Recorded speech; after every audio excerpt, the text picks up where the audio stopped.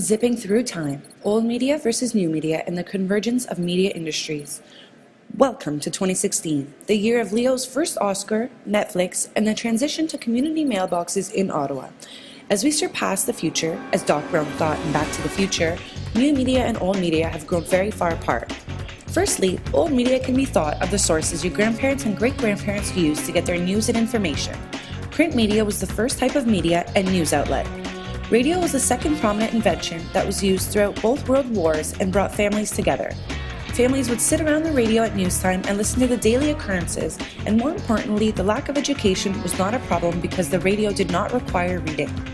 Next came television. Television was just as important as radio because it was able to pour just as much entertainment, news, and various programming, except it was able to transform our living rooms into places around the world through pictures and sound simultaneously. As TV entered its golden age, new media was already underway through the invention of computers, cell phones, and the internet.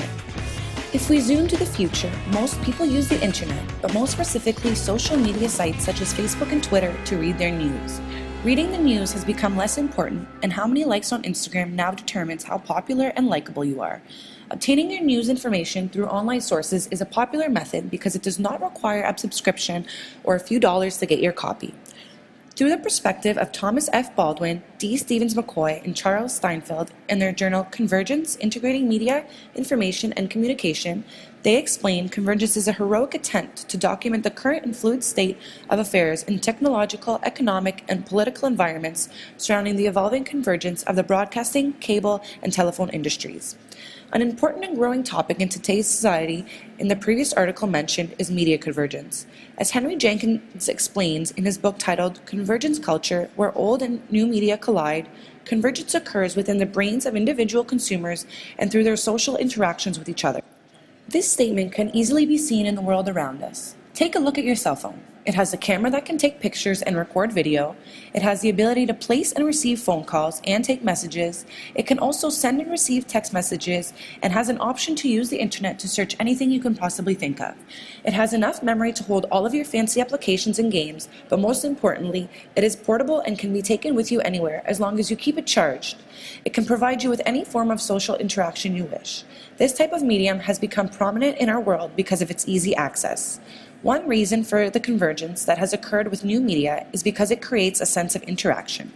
As David Buckingham and Rebecca Willett describe in their book, Digital Generations, Children, Young People, and the New Media, technology is seen to create new styles of communications and interactions.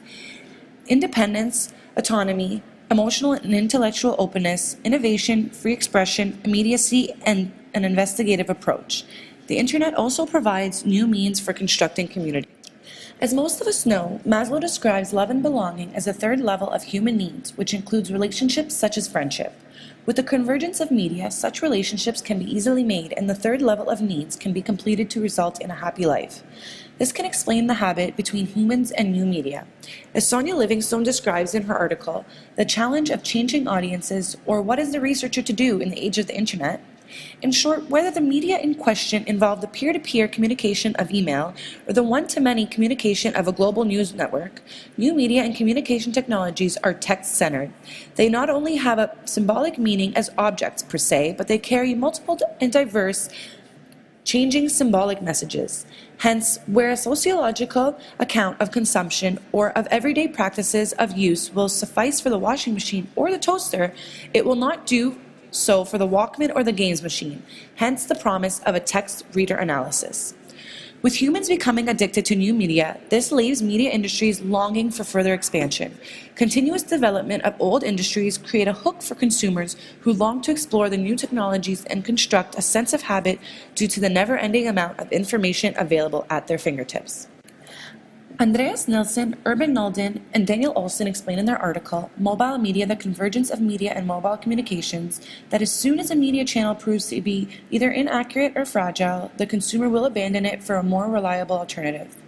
This statement can be clearly translated into our current lives because in a recent study conducted by ComScore in 2011 states that 50% more Canadians were using smartphones by the end of the year than the year before.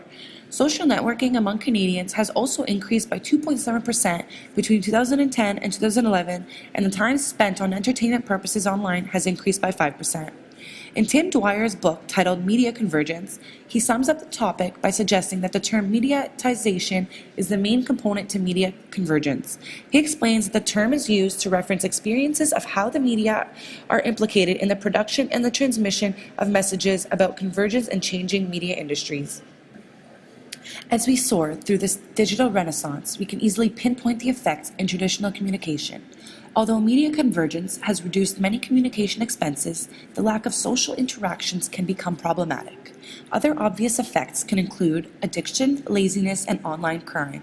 This type of fundamental change in the world has represented the most significant shift in production and distribution of public information to date.